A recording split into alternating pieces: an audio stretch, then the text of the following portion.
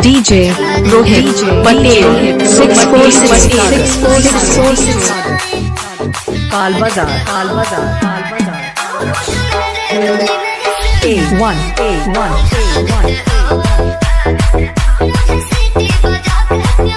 क्या नाम है आपका? Rohit Patel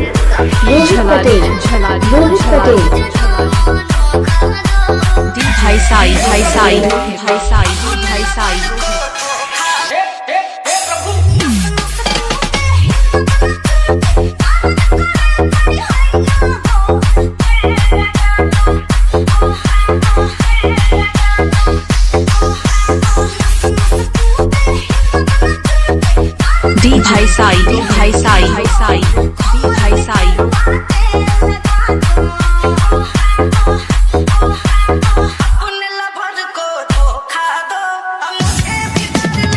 DJ Rohit Patel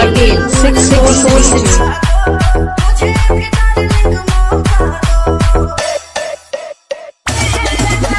Jhalari DJ Rohit Patel 646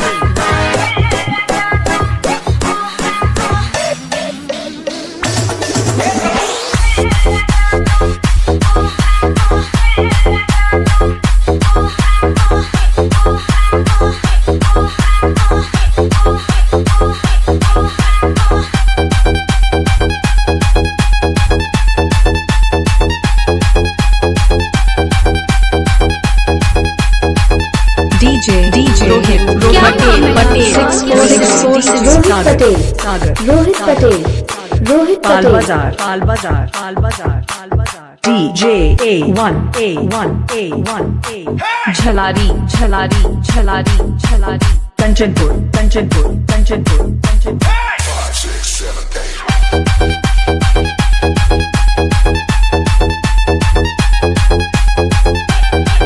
DJ Rohit Patel 646 DJ Patel 646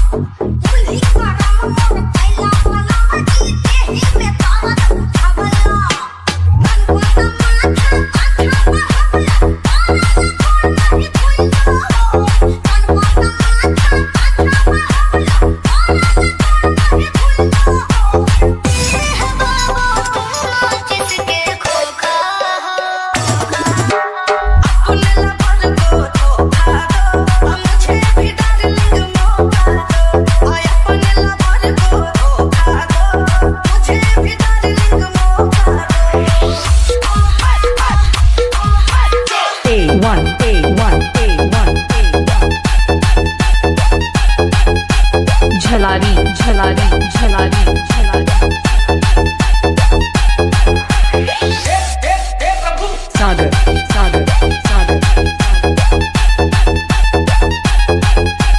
पाल बाजार